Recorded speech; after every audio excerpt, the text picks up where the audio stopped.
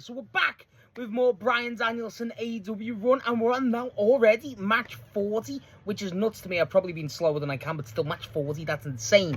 We're continuing in our second part of our AEW Tournament of Champions thing for the vacant AEW title. Last match, Bryan Danielson defeated Hangman Adam Page in their third encounter, and today we're running another match back. We're running Bryan Danielson versus Chris Jericho 2 in the semi-final of the tournament.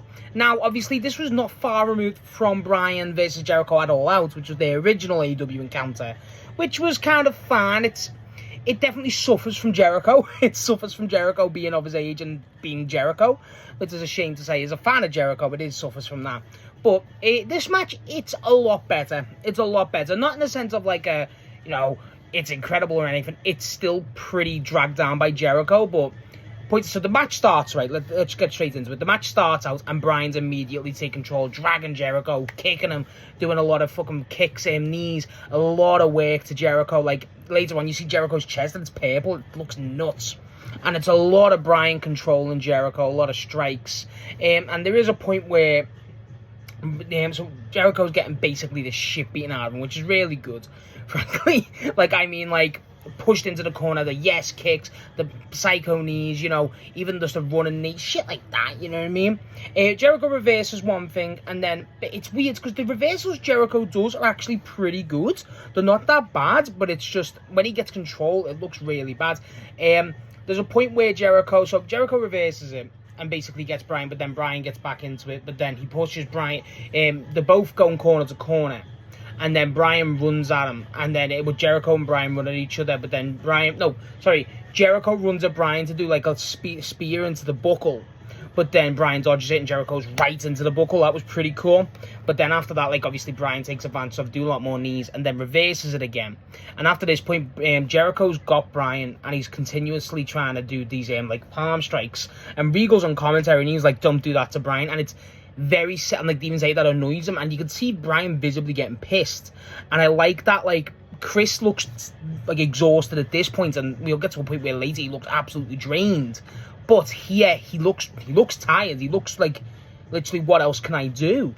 And this is still quite early on, and he does it again to Bryan, and then Bryan just obviously just hits him back, and obviously starts doing a lot more work specifically on the arm. He does a lot of work to to Jericho's arm, which is pretty good. And that's it's a great example of the match where Jericho at the start, for the first half, the match is 20 minutes. It's very much Jericho looks a lot less in control, obviously, which is good. I do think it needed that, but it also looks like Jericho looks out of his depth, and then how they work the finish is still pretty smart. It's in line with that. There's a point in the match where Jericho's doing these elbow strikes to Bryan when he's sitting down, the elbow strikes to there, and Bryan just eventually just starts looking up determination, no sell, essentially, and just stands up because they're not hurting Bryan, and he stares, Bryan stands up, stares at Jericho, and when he does that, Jericho's please don't, begging not to, and then Bryan obviously hits him with a knee or a kick. There's a point where Jericho's exhausted after hitting Bryan. I think it was just a crossbody dive, where they run the ropes, and then Bryan's doing push-ups and Jericho's barely there. And it's a lot of that stuff for the early part of the match. It's a lot of Bryan being more the aggressor, more in control, very much looking, the positive, which is they basically gave the reins of this match to Bryan, which is the best possible outcome.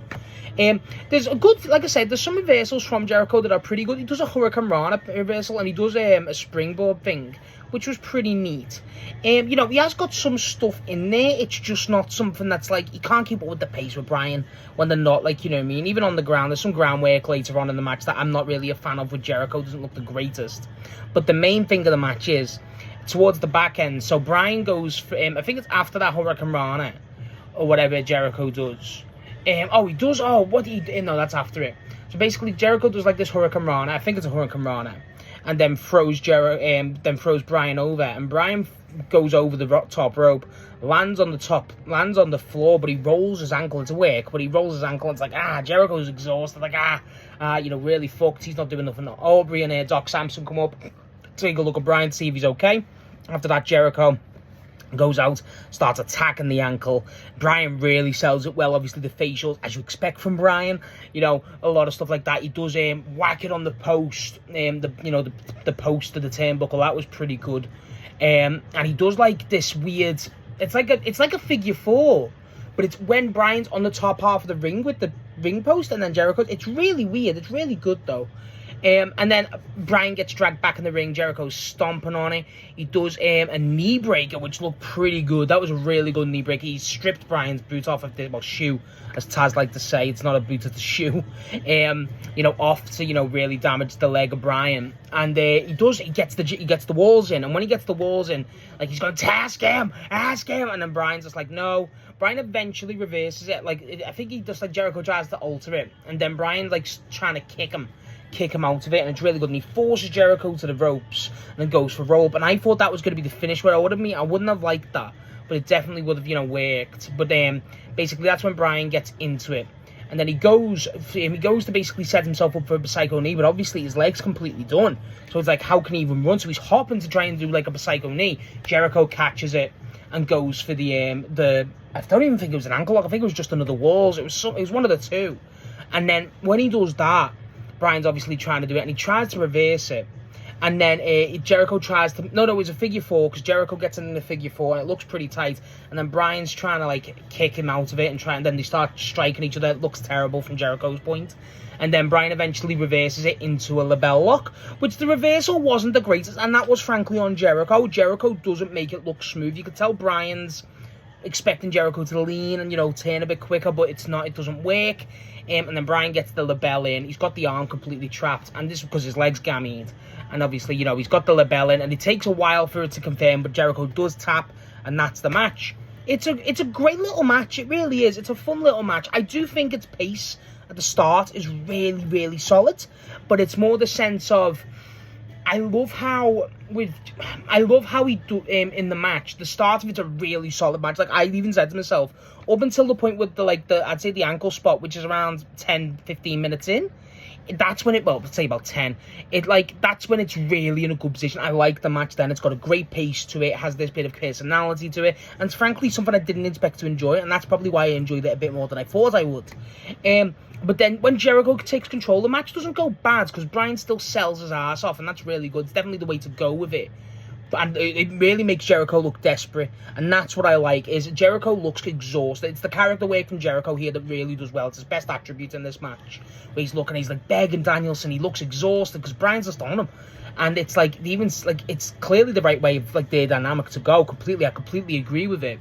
And when he's doing it, Jericho going for the ankle, being vicious with it, and it's not even a dickhead thing. It looks like the mask slipped. That's what it felt like to me. The mask of Jericho's whole charade, and the Jericho Appreciation Society, all that stuff. You know how Jericho is. Feels like that slips, and I always like when Chris Jericho has that moment in a match where his mask slips and it becomes a bit more serious and it becomes a bit more like enough games type of deal. I've always preferred when Jericho's done that, and I think he really does it well here. Again, the technical wrestling aspect of it, from him trying to do groundwork with Bryan, it definitely limits Bryan a bit, but Bryan still makes it work. The submission finish I do like. I like the fact that obviously, they do the ankle work. It makes Jericho get some stuff in. I do feel like there's some dives as well, but not really consequential. I just feel like you could have done this, I don't want to say quicker. I feel like the Jericho segment goes on for part of the match where he's in control goes on for a bit longer than what I thought. I feel like you could have cut that down, instantly went for the finish, and Bryan reverse it. You could have done that roll up, pin, eliminator down, just make it a label lock. But I do like it. I like the knee breaker from stuff. I like the Jericho basically springboard and stuff. There's a lot of good stuff here. It's I didn't expect to enjoy this. I think I enjoyed this more than... I definitely enjoy it more than the All Out match. I think that's definitely the main takeaway. I enjoy it a lot more than the All Out match they had. And that's frankly because it's got a lot more Bryan in control, which it did need to do. It definitely benefits from it. And not that Jericho's bad here. Like I said, this character work here is absolutely great, at least from my perspective. I really like it. But I just think there's only so much you can do. You know what I mean? But after the match, obviously this is Bryan in the final, and Bryan's opponent in the final, if we've not discussed it already, is Jon Moxley, his BCC stablemate. And then Moxley comes down to the ring, congratulates Bryan, they shake hands and point to the belt. You can't hear what Moxley's saying. Regal's on commentary and he's just looking down like he's doing the... You know what I mean? He's a bit worried, but also intense stuff. It's stuff like that. Setting up our next match, which is Bryan versus Moxley for the vacant AEW World title, which is pretty cool. Obviously, they had a previous match that not a lot of people are a fan of at Revolution, but I actually quite liked. I think that's pretty good.